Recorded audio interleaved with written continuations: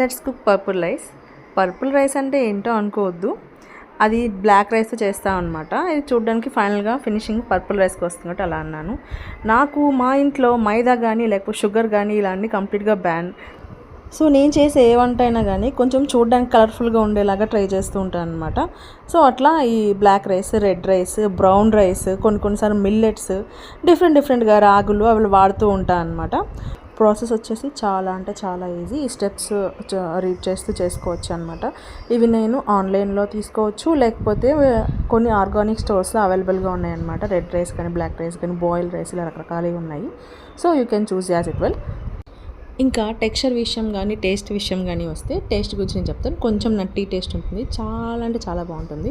And flavour కూడా అంటే మా నార్మల్ రైస్ కంటే కొంచెం డిఫరెంట్గానే ఉంటుంది. ఫ్లేవర్ కూడా చాలా బాగుంటుంది అండ్ చాలా చూయీగా ఉంటుంది అనమాట. అంటే మనకి స్టిక్కీగా కొంచెం చాలా అంటే చాలా బాగుంటుంది.